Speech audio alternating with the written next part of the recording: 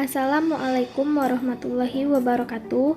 Perkenalkan, nama saya Sri Mahendita, mahasiswi Institut Agama Islam Negeri Curup dari Fakultas Tarbiyah, Prodi Pendidikan Agama Islam, kelas PAI 1F, NIM 2053152.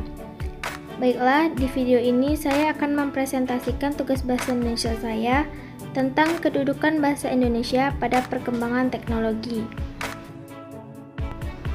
Bahasa Indonesia berawal dari bahasa Melayu yang bersifat dinamis, yaitu akan selalu berkembang seiring dengan perkembangan iptek. Setelah disahkan pada tanggal 28 Oktober 1928, tepatnya saat Sumpah Pemuda, bahasa Indonesia selalu digunakan masyarakat dalam berkomunikasi sebagai bahasa nasional. Bahasa Indonesia memiliki peran yang sangat penting dalam kehidupan sehari-hari. Karena tanpa bahasa Indonesia, kita akan kesulitan dalam memahami perkataan seseorang yang berasal dari daerah lain. Bahasa Indonesia juga memiliki fungsi tertentu sesuai pemakaiannya, yaitu sebagai berikut. Pertama, sebagai alat untuk mengekspresikan diri. Kedua, sebagai alat komunikasi. Ketiga, sebagai alat untuk mengadakan integrasi. Keempat, sebagai alat untuk beradaptasi di lingkungan sosial. Kelima, sebagai alat kontrol sosial. Peran bahasa Indonesia di era globalisasi. Globalisasi merupakan proses masuknya budaya-budaya asing dan kemudahan akses di bidang teknologi informasi dan komunikasi. Era globalisasi ini adalah era yang menjadi tantangan bagi bangsa Indonesia untuk mempertahankan bahasa Indonesia sebagai bahasa nasional. Pengaruh di bidang bahasa yaitu masuknya kosakata asing. Bahkan, warga Indonesia sampai menggunakan kosakata tersebut dalam berbahasa, atau mencampur adukan bahasa Indonesia dengan bahasa asing. Bahasa Indonesia mampu menjadi bahasa internasional.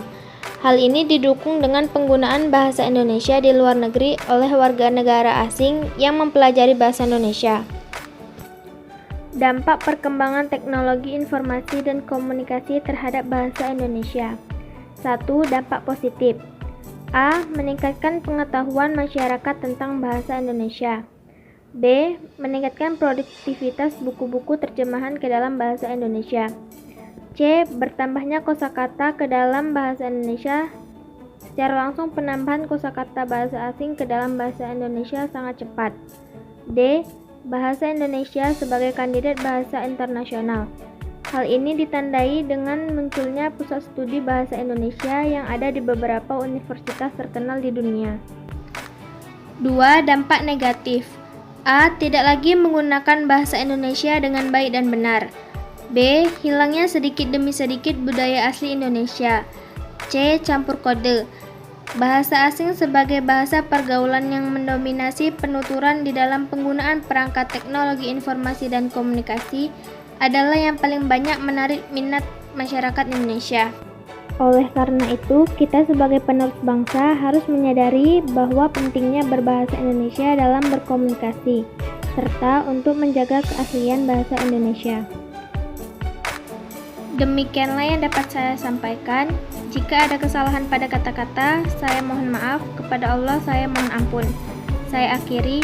Wassalamualaikum warahmatullahi wabarakatuh.